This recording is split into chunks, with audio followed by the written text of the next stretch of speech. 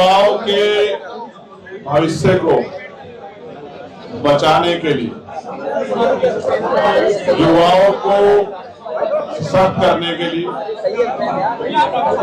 जो आंदोलन जंतर मंतर में चल रहा है,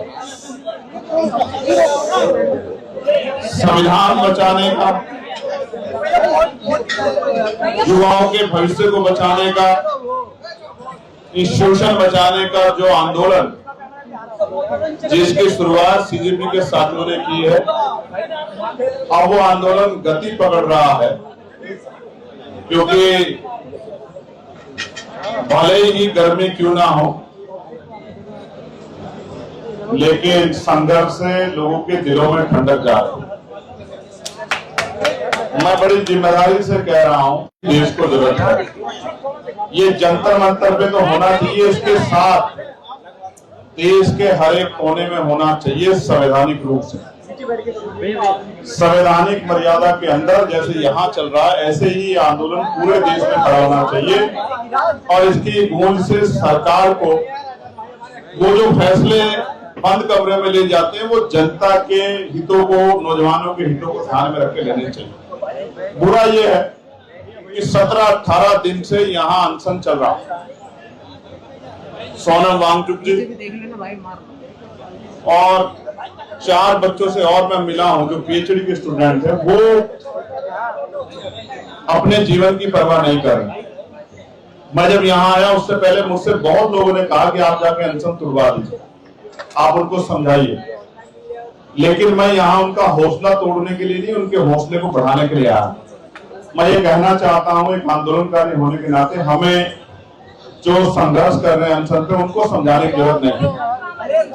हमें सरकार से सवाल पूछने की और सरकार को समझाने की आवश्यकता है, और समझना सरकार को पड़ेगा। मैं एक अनुभव आपके सामने साझा करता हूँ। मैं भूख हड़ताल पे अक्सर क्यों नहीं जाता, हालांकि देश में ये एक बहुत अच्छा तरीका आजादी से पहले से ये फॉलो हुआ है। मैं जब 2 अप्रैल का आंदोलन हुआ तो मैं जेल में था, तो मुझे लगा कि मैं भूख हड़ताल पे जाके अपनी बात को, अपने आंदोलन को मजबूत कर सकता हूँ।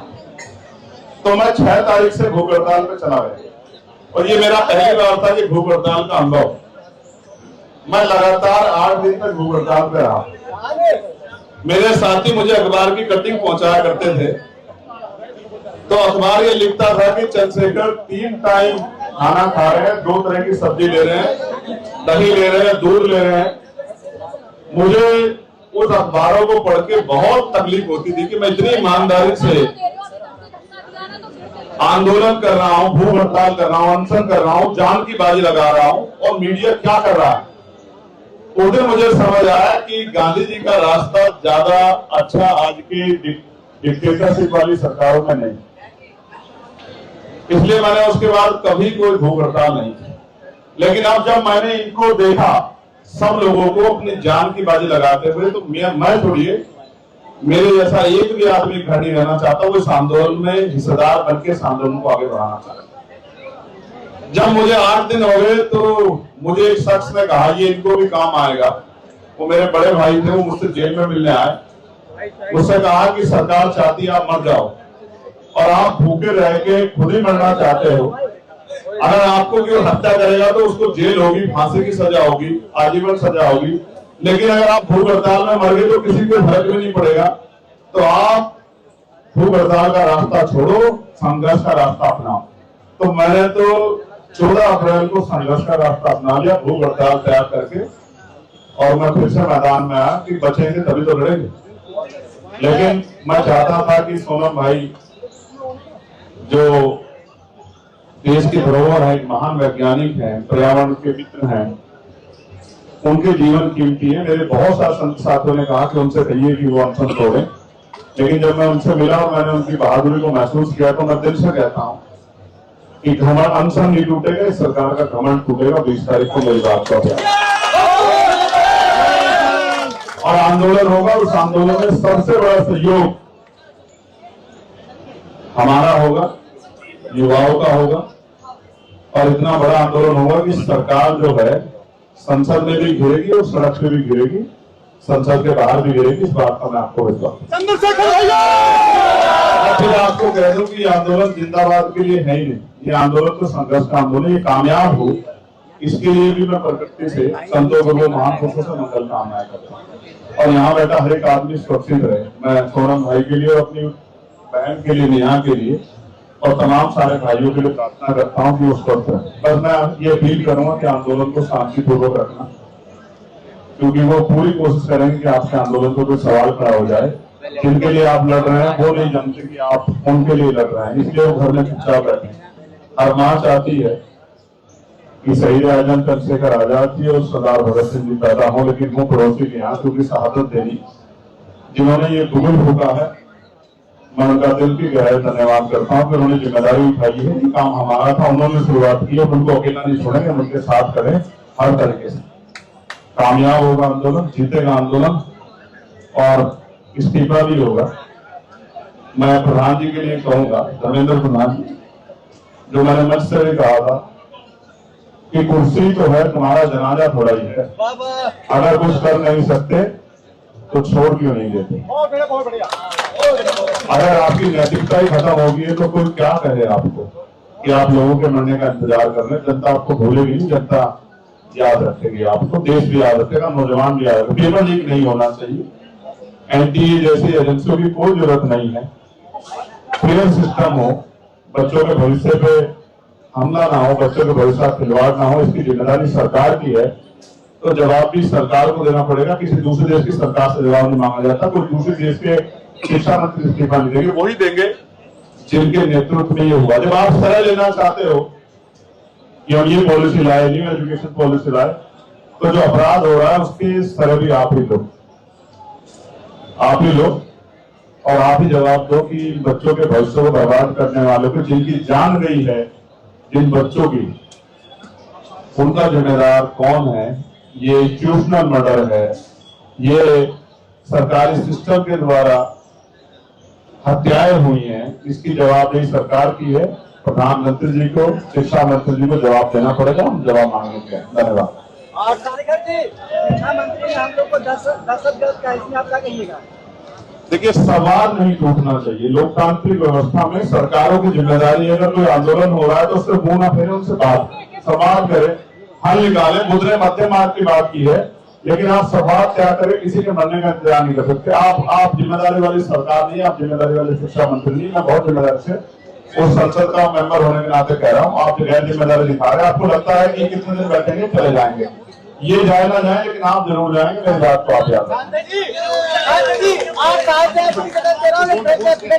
मीडिया वाले के सवाल, मीडिया वाले इस वाले कुछ सवाल हो तो बताओ। 20 तारीख को एप्लीकेशन जरूर मैं इनके साथ खड़ा हूँ। मैं 20 तारीख को कोशिश करूंगा, अंदर भी लड़ूंगा, इनके साथ भी खड़े होकर लड़ूंगा।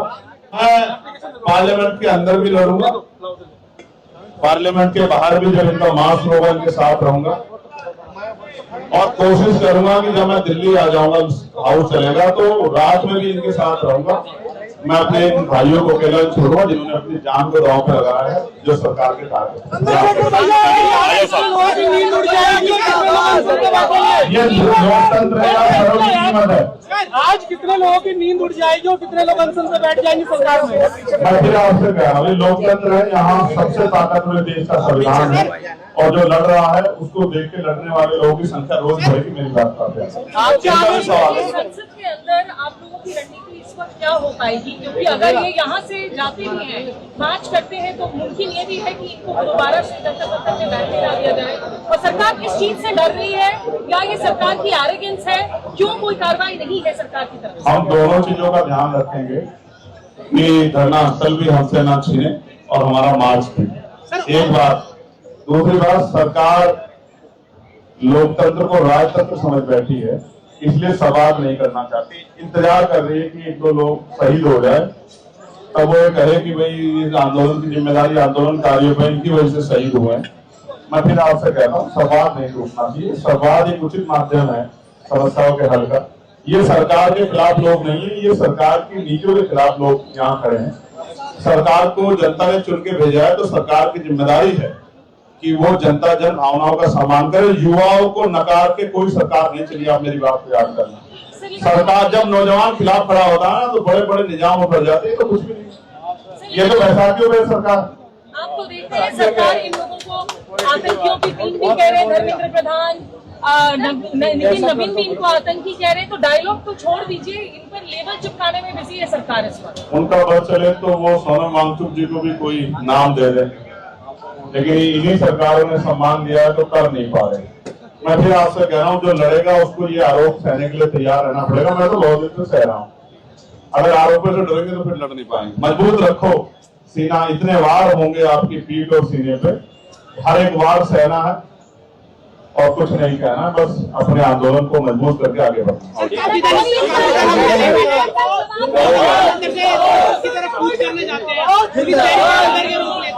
उस बारे में क्या कहेंगे सर? उस दिन भारी मात्रा में पुलिस बल होगा, बैरिकेडिंग होगी। मैं समझता हूँ इस बात को, आंदोलन का अनुभव है मुझे, यहाँ के पहलवान बेटियों के आंदोलन का भी अनुभव है। मैंने अपने साथियों से शेयर भी किया था। हमारी टीम चर्चा करके कोई रणनीति बनाएगी कि दोनों चीज हो जाए। धन्यवाद।